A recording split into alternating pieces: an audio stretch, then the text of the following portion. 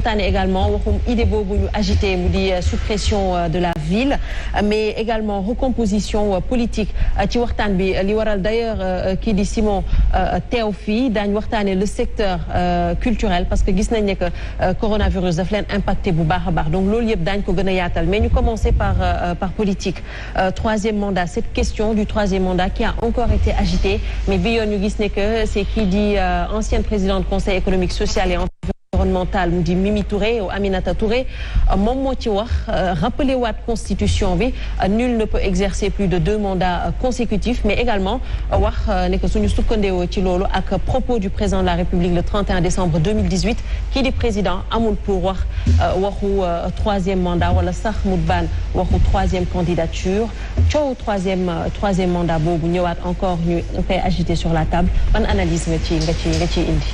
Nane, merci encore une fois. Moi, je pense que débat bi posé woon nañ ko déjà depuis 2016. Élection présidentielle yi les gens en ont parlé et récemment ci fin d'année bi je me rappelle Babacar Fall bu RFM interpellé woon na bon posé woon na une question au président en ce sens pour mu dégager une position claire donc débat la boo nga xamante ni d'ici 2024 dafay ñëw. li ko waral mooy les textes ne sont pas clairs ou bien les gens n'ont pas compris l'esprit de des textes ou bien la position du président est quand même mais dans quel sens les textes ne sont pas clairs parce que c'est très clair suñu waxee nul ne peut exercer plus de 2 mandats consécutifs. En fait moi hier sur Dakar Time on a publié une information bu nga xamante ni j'ai quand même compris que finalement soit ñun duñu lire parce que am na ñu ko évoqué woon dans le passé hein.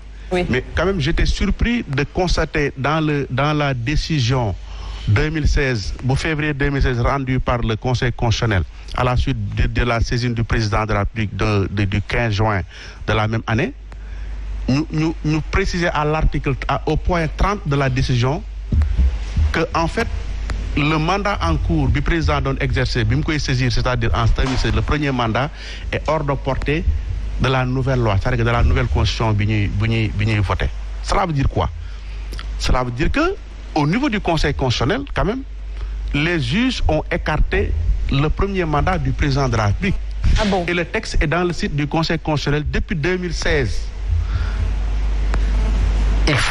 Il est temps que les juges soient interpellés et que la classe politique se saisissent de cette question pour que affaire bi ñu vide ko une bonne fois pour toutes parce que pour moi je pense que. Mais par rapport à ça parce qu'on disait également que en fait le Conseil constitutionnel avait répondu que par rapport ak président de la République li mu waxoon ne que day wàññi mandat am de 5 ans à 7 ans alors si on vous comprend bien ça veut dire que ci réponse boobu dañ ci waxaale ne que justement premier mandat bi mooy bu 7 ans bi ça n'en fait pas partie. Non xam nga en fait ñi wax loolu mooy ñi nga xamante ni liiruñu décision bi nga xamante ni moom la Conseil constitutionnel rendre décision bi ci point 28 bi. moo régler durée bi. D'accord. Point 28 bi ñu ngi wax considérant qu'au moment où le mandat en cours était conféré la Constitution fixait la durée du mandat du président à 7 ans. C'est le point 28. Et doo demee ci point 30 bi.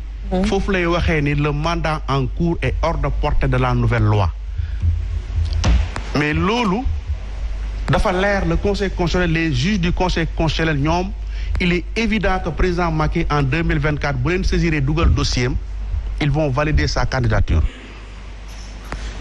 léegi nag la question c'est quoi c'est est-ce que dañuy xaar ba booba ou bien nit ñi dañuy jóg léegi nii leeral affaire bi parce que il faut que les gens également comprennent une chose nit ñi finalement léegi je pense que bu ñu waxati sax affaire durée wala ay affaire mandat nañu xool président Macky ñaata yoon la prêter serment. léegi nañ teg débat bi ci nombre de prestations de serment bi rek affaire bi leer il a prêté serment 2 fois donc les 2 mandats sont consommés. Et en plus lui le président Macky Sall par exemple dañu ni pour nga nekk candidat président élection présidentielle il faut nga am 35 ans. Oui. Mais ku am 18 ans bu ko neexee mu déposer mais la validation de la candidature et de la responsabilité du Conseil constitutionnel. Macky bu ko neexee mu déposer on n'interdit pas le dépôt des dossiers. Comme mu neex nga déposer. Mais c'est le Conseil constitutionnel qui valide les candidatures. Donc aujourd'hui bu ñuy nañu interpeller ñi nga xamante ni tey jii ñoom ñooy valider les candidatures des candidats. Donc c'est un débat qui est posé. Et moi, je suis étonné de voir le mutisme de l'opposition. Depuis l'époque, soit nos leaders, les opposants, ils ne lisent pas, ils ne s'intéressent pas à ce qui se passe.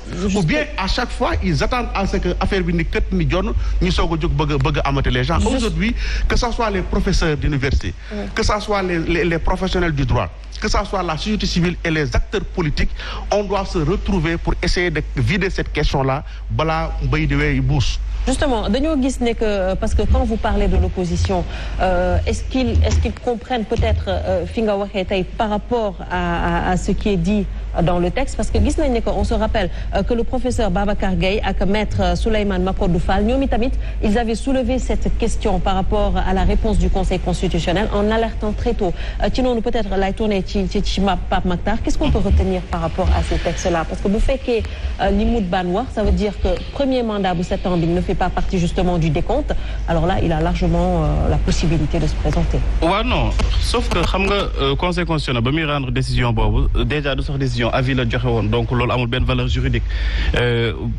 dañuy jaawale parfois décision ak avis. Loolu président de la République da ko laajoon ci benn question bu précise da ko ni woon nëgam mën naa yokk wala mën naa wàññi sama mandat. mu fàttali ko ni ko constitution bi nga xamante ni moom nañu nekkee mooy constitution 2001 bi mënul le permettre ngay yokk wala ngay wàññi mandat, parce que ba ngay fallu xamoon nga ni mandat bi ñaata durée la te loolu yoon da koy tere.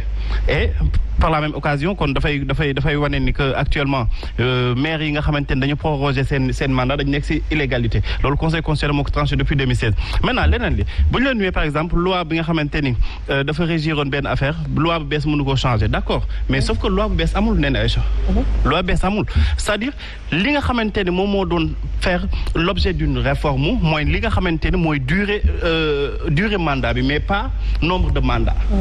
Deuxième nombre de mandats bi, deuxième alinéa boobu loolu c'était déjà pris en compte depuis 2001. dañ leen ni le mandat du président n'est renouvelable qu'une seule fois, donc termes yi ñooy changé rek, nul ne peut faire plus de 2 mandats consécutifs, ak le mandat n'est renouvelable qu'une seule fois, loolu termes yi ñoo changé, mais ça n'a pas fait l'objet d'une réforme. Li changé kay mooy 5 ans bi dem 7 ans, te loolu je crois que président Macky Sall sax waxoon na si ni premier alinéa moom moo def l'objet d'une réforme, mais li nga xamante mooy deuxième alinéa musul doon l'objet d'une réforme. Je crois que côté boobu noonu même président bu ci waxee tey jii man joxuma ko benn valeur juridique, waxu président de la République amul benn valeur juridique, alors que ñun dañu am constitution boo xamante ni dafa leer.